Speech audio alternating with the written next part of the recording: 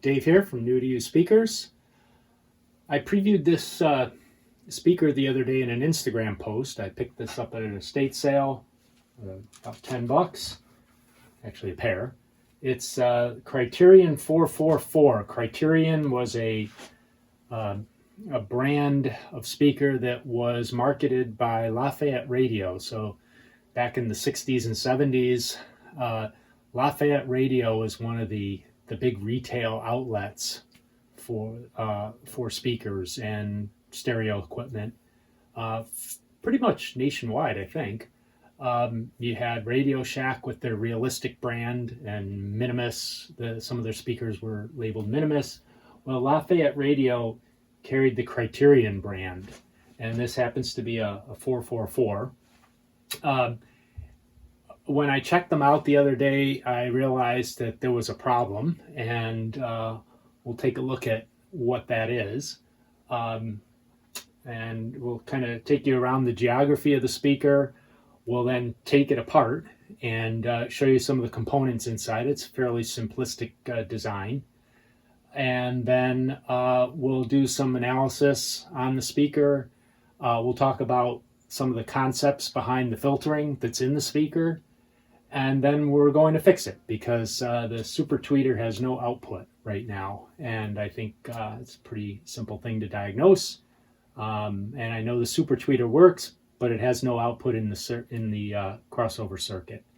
So that's what we're up against. Let's dig in. One of the things that we said we would do on this channel is go into a little bit of the history of the companies and the products that they made. And it turns out with the Criterion speakers,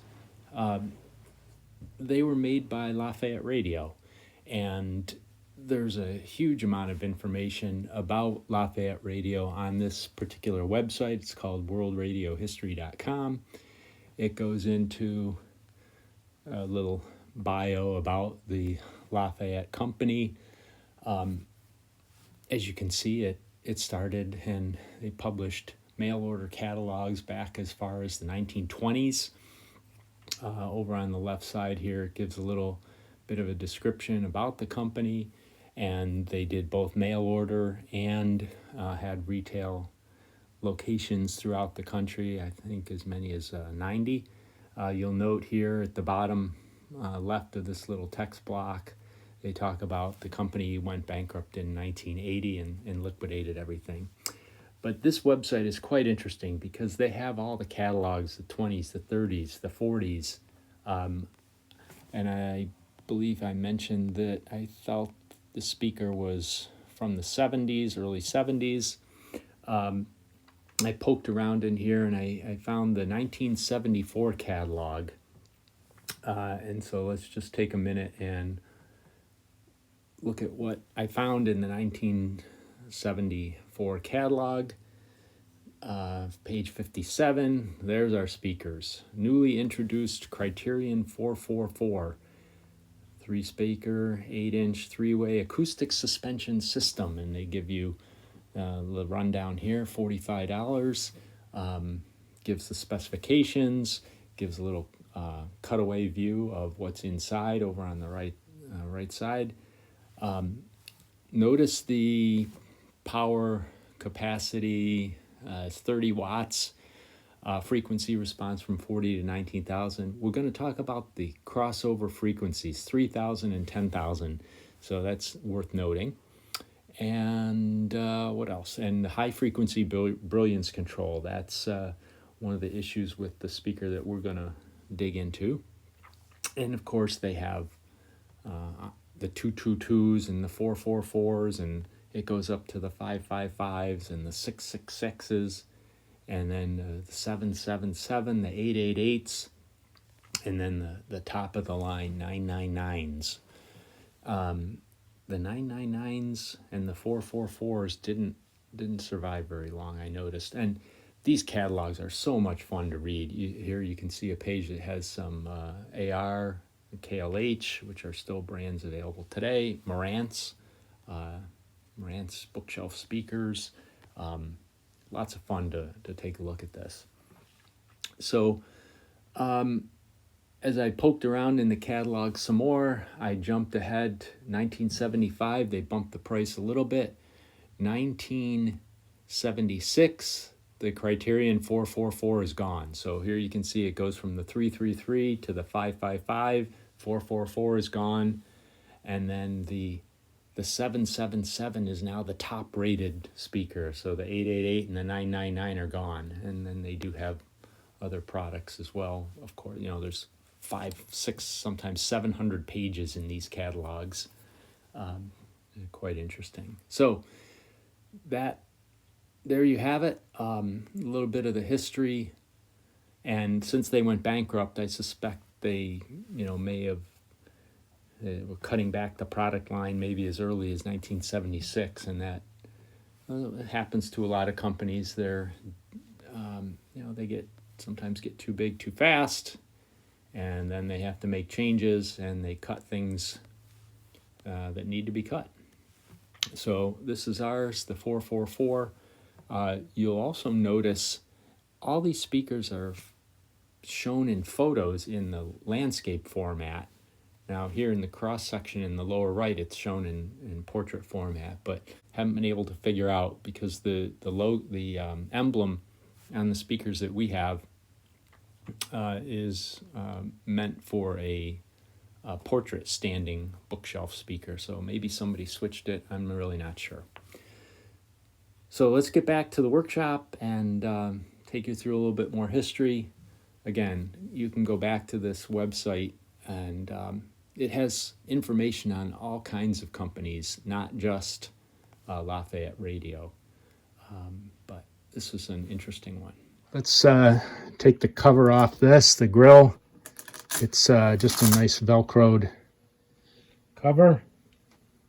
It's a little hardboard, old school hardboard with cutouts and held on by Velcro tabs.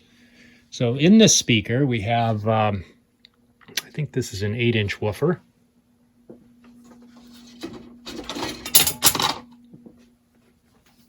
I think this was an 8-inch woofer. It might be a little less than that. Yeah, 7-inch woofer. Paper cone. Then we've got a mid-range. So the mid-range on this is,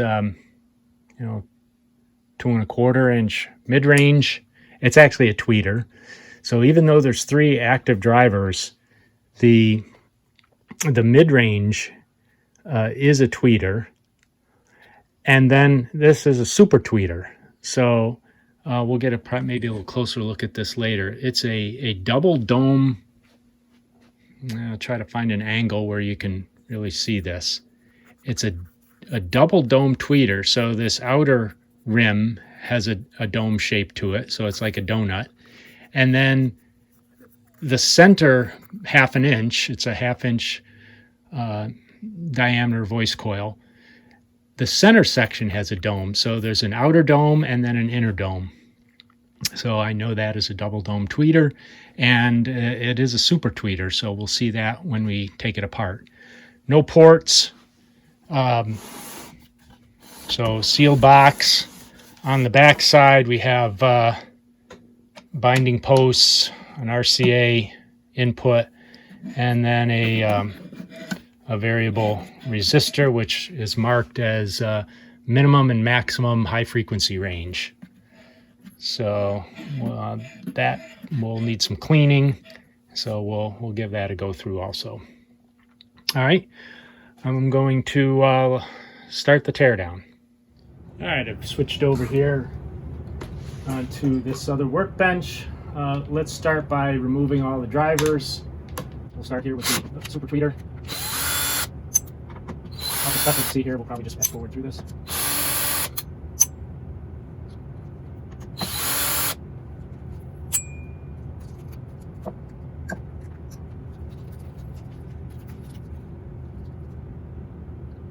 There you see, super tweeter.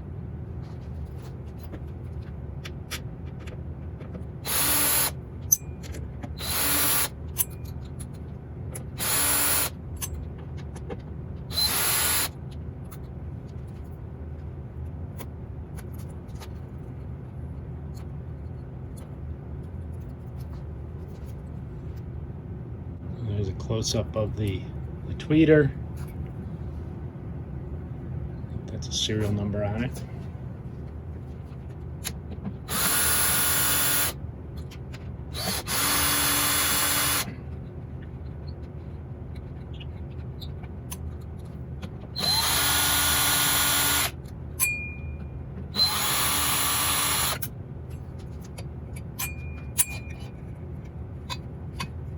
Alright, here's our main driver, paper cone, model information on there as well. They're all 8 ohm speakers. Let's pull the crossover out now and the binding connections.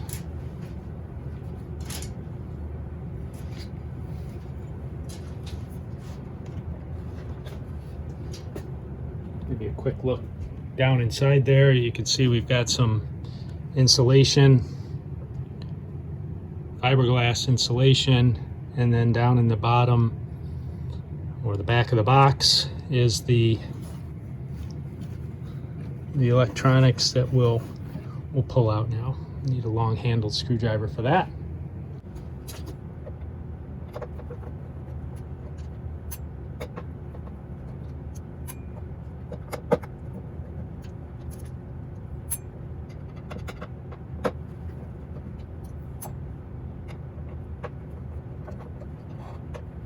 All right, 5 screws holding that on. I learned that it is glued into a little paper gasket, so we're also going to pull off the adjustment knob, and we're going to take a little putty knife into the sides here and just pry that off. And we can reach through.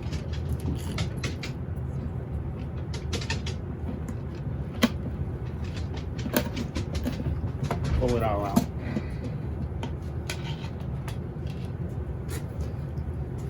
All right, not much to it.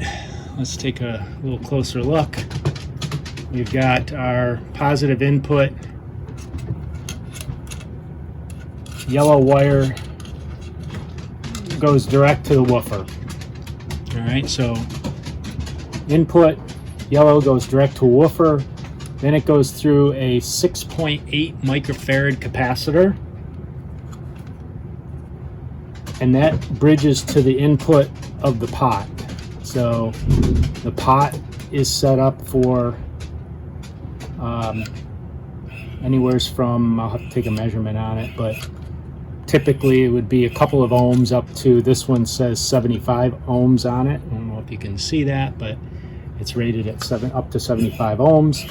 So you can adjust the resistance value, which will control your output level of anything above and beyond that pot in the circuit. So it goes to the input of that. The output of the pot goes to the blue, which is the tweeter, and then goes through another capacitor to the green, which is the super tweeter input. So we've got a 6.8 and a 2.2 microfarad. So no inductors, no resistors. It's basically a series of 2 high-pass filters and a 1 resistance pot, right? On those 2 high-end drivers. So we'll take a look at what that might look like on a graph in a few minutes. So let's get this apart and we can take a look, and we'll clean inside the pot. These capacitors are most likely no good. I know this one's definitely no good, so I received no output on the super tweeter. And this one may or may not be good. We'll check it, but we'll probably just replace it either way. I think what we're going to do is we'll probably just snip both caps out, and then get a couple replacements, solder them back in place. These are inexpensive electrolytic capacitors. We're going to put in inexpensive electrolytic capacitors. The speakers aren't worth more than probably $30, so it doesn't make a lot of sense to spend a lot more than that, actually. And so if we put in $1 worth of capacitors and clean up this pot, I think we'll have done our part to extend the useful life of these speakers and give them another chance to carry on.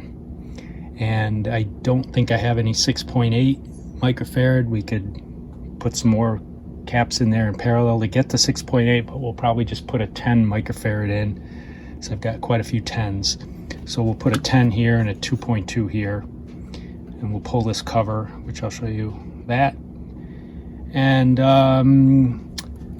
this little piece of insulation, we're going to reuse that. And we actually may need that wire as well. So we may just reuse that wire because I think the leads I have are not long enough to reach from this input post over to the input of the pot. So let's do that right now. All right, let's let the destruction begin. We'll snip the caps. It's tough for you to see what's happening in here, but I'm just snipping the leads close to the terminal. So there's the 2.2 for the super tweeter. And then let's take out the 6.8. Try to make it so you can see. And there's this piece of insulation. We're going to save that. And I think I need a little bit of lead length off of here as well. So let's take that off this cap. Let's trying to think if we need to unsolder anything. I don't think so.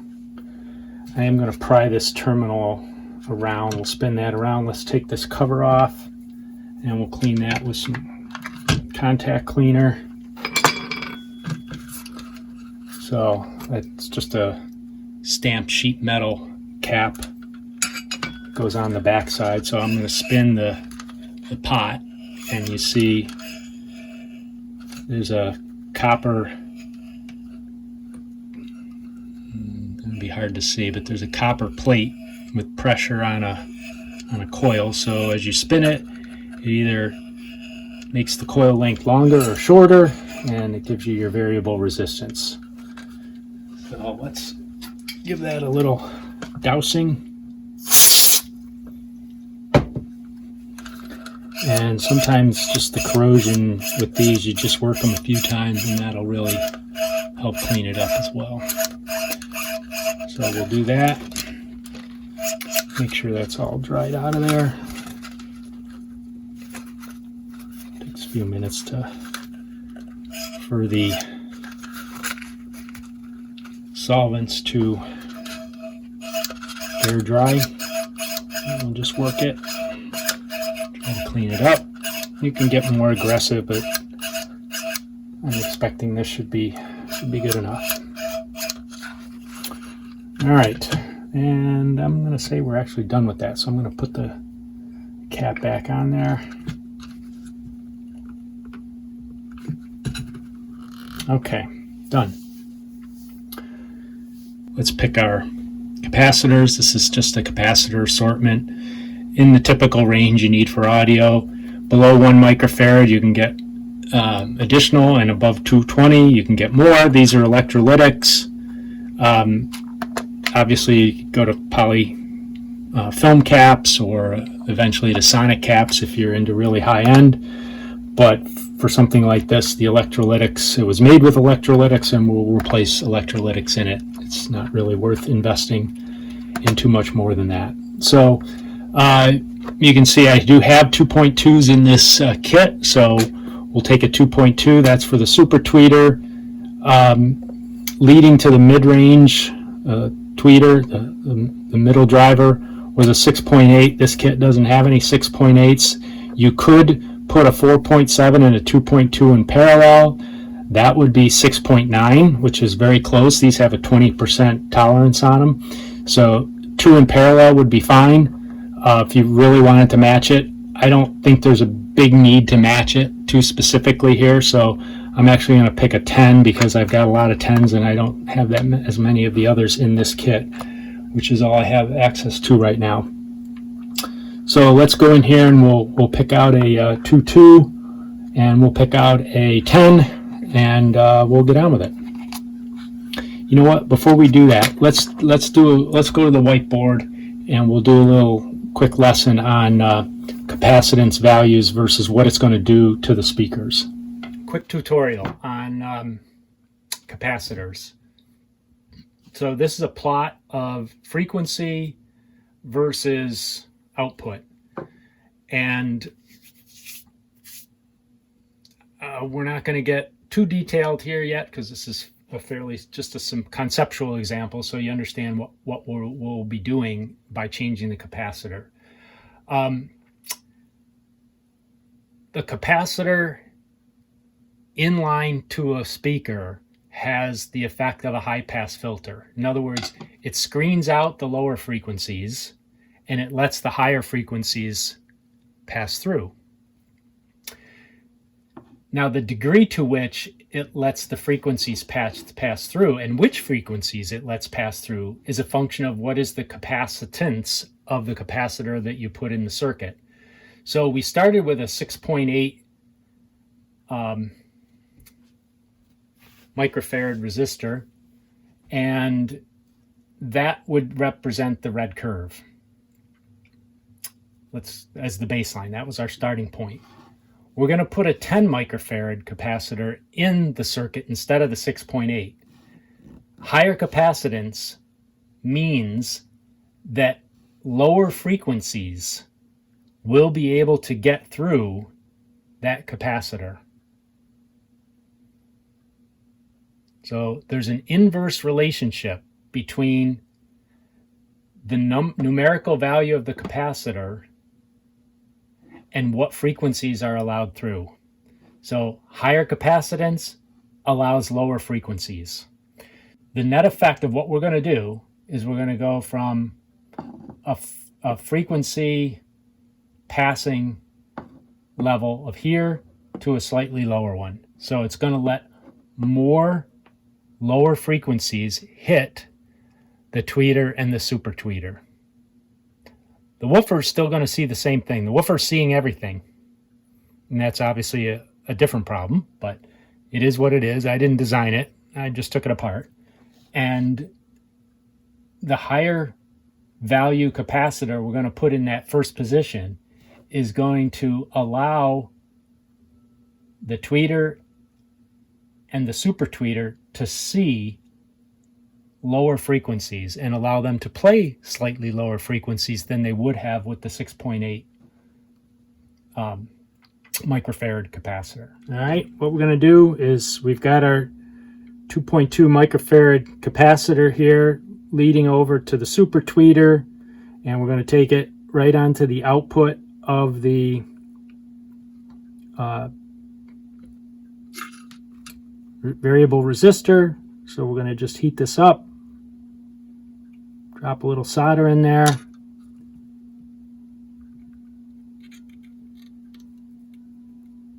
make sure it's all good to go.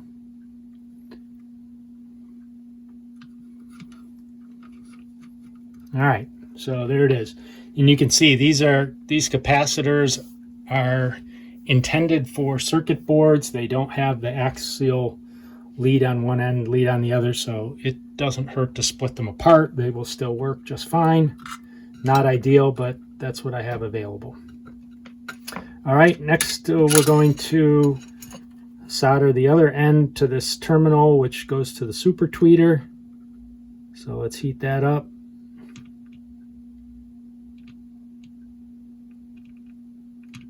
Once we get that hot, we'll drop a little solder there. And that looks good. Make sure everything's still tight. Okay. Good. So super tweeter and the tweeter are now done. The last thing we need to do to complete this repair is work on the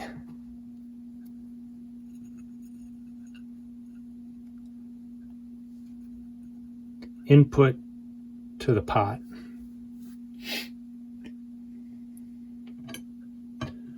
So first thing we've got to do, because this capacitor does not have long enough legs, I'm going to extend the length of the capacitor by just adding on the other leg of the capacitor that I removed, and we'll just solder that together.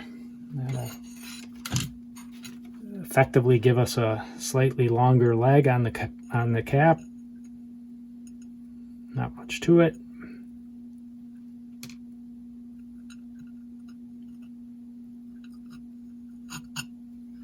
All right, and of course we'll check that, make sure we've got a good bond. Yes, we do. We're going to slide this little piece of insulation that was on the old one. We'll slide that on here. And in case it may not have been fully clear what that was for, you can see this leg is got a bridge across this tab of the pot that isn't used. So we just use this as an input and this as an output. We're just going to bridge this across, and we just want to make sure that that insulation is protecting that that wire and is not interfering with it. So we'll dip a little solder on that, and then we'll connect the other end, and we're good to go.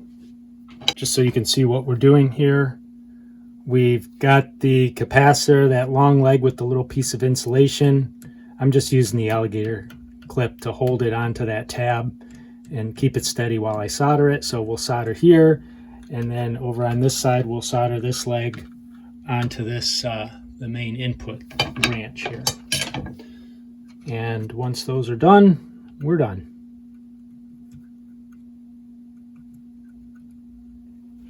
One. On this side, I'm just using these pliers as a little weight to hold that the wire down onto the terminal. So let's solder that in place.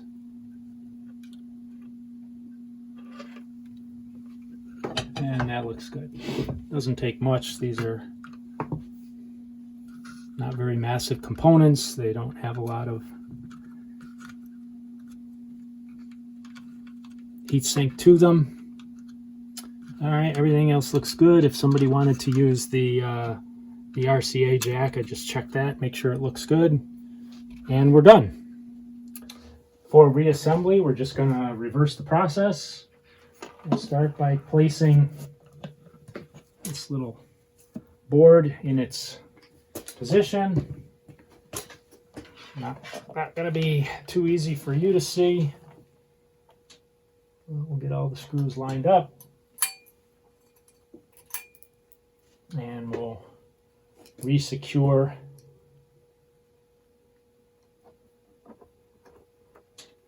that set of circuitry back down to the back of the speaker box. And we'll chase all the wires through as well, connect the speakers, and we'll do a test.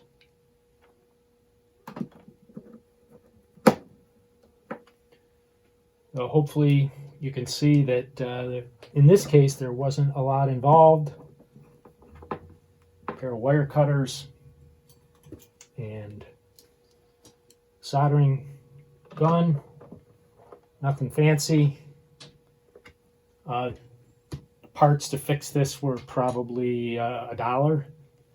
So let's run our wires up in here now. This is the ground for the tweeter. Negative. This is the super tweeter, which is in this position. Tweeter's in this position. Tell you what, let's stand this up so you all can see it,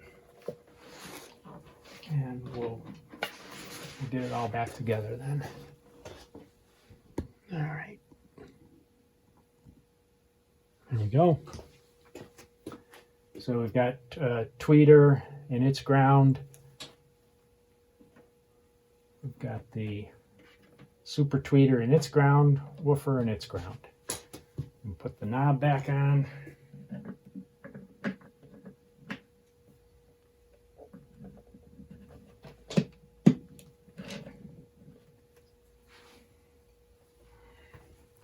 Start with the super tweeter. Make sure you get the positive to the positive. In this case, I checked it as we took them off. The black was the negative on all of them. So that makes it easy. And what we'll do is we'll just drop one in each of these to get them started. And we'll use the electric drill on the rest. Here's our tweeter. Positive. If in doubt, always check them. Now, something very interesting just happened there. This terminal, not good at all. So I'm going to go quickly reinforce that with some solder and be right back. I'm back. I reinforced that terminal. In theory, you could just solder the wire on there, but I like to make it removable. I could have put a new terminal on it. I do have terminals, but not something I wanted to spend the time and effort and money on in this case. So that's nice and rigid now, and we'll have no problem getting this to connect. That was the positive leg. So we've slid the positive on. Let's get the negative.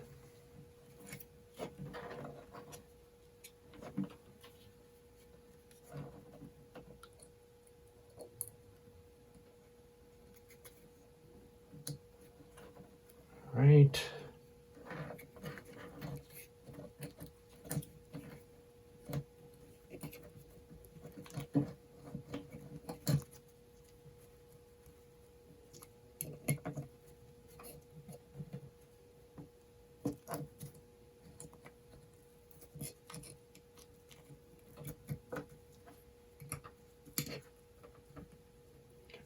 There we go. And I'm just going to lay this down. It's a little easier at this point. Pick our woofer back up.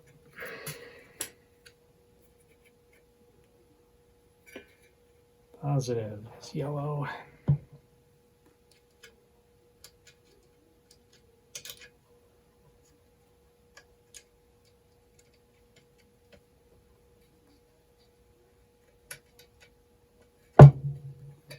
All right, and we can drop this in, line up the holes.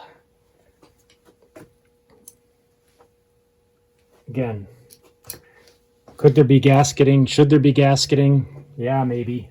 It appears that the original design did not have gasketing, so I'm not going to spend the time and effort to add it back in. Let's put all these screws back in.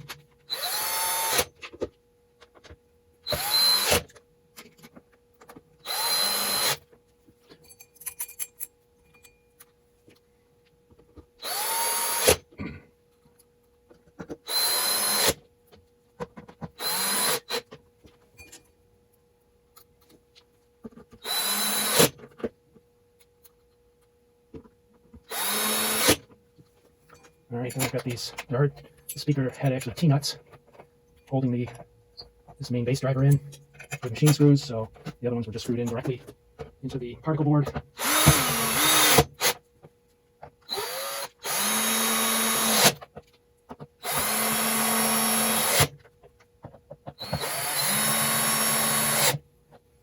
All right, there we go. We have no parts left. That's always a good check. Just want to make sure I got this knob on correctly and square. Probably not. Okay, now it's on. All right. So there you go. Total time, 30 minutes. That's really all there is to it. Let's power them up and check them. So we're fully serviced now. Caps are upgraded, replaced, repaired. And remember, we've got the woofer, the mid-range / tweeter. It's pretty small for a mid-range, and I think you're going to see this in the data. And then what they call a super tweeter, or a tweeter. So 3 drivers, and let's take a look at what we were able to measure. The key thing I wanted to look for here was, what does that high frequency brilliance knob really do? Well, here you can see the results in a fairly straightforward way. The woofer receives all frequencies all the time, so it's got no filtration at all or anything in the circuitry. So you can see all the way up to, what is this, 2250 hertz, let's say, all the way up until this point, whether that high frequency pot is set to the max or in the lower chart it's set to the min. Everything up to this point is nearly identical. So this is around just over 50 decibels. This is 50 decibels. And these are measured, average measured values based on the method that I use. And you can trace these plots and they're almost identical.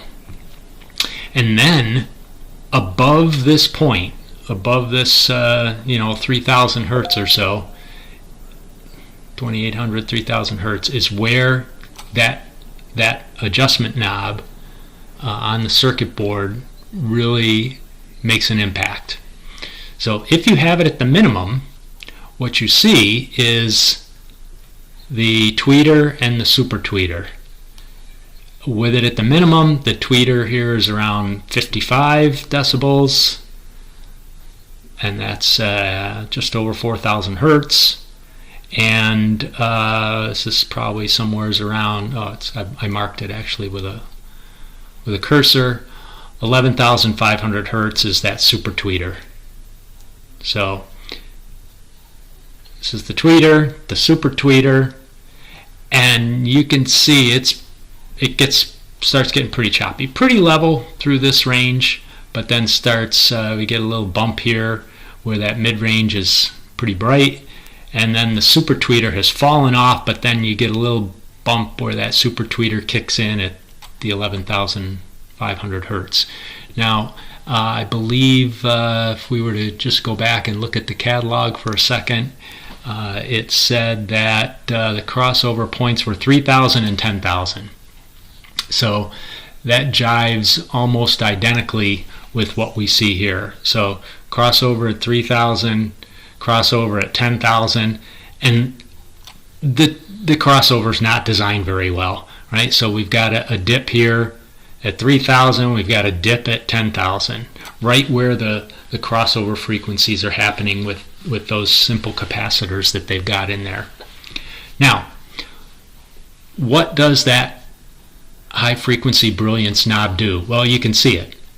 It pulls up the mid-range. So here we're at 55 decibels and it pulls it up close to 60.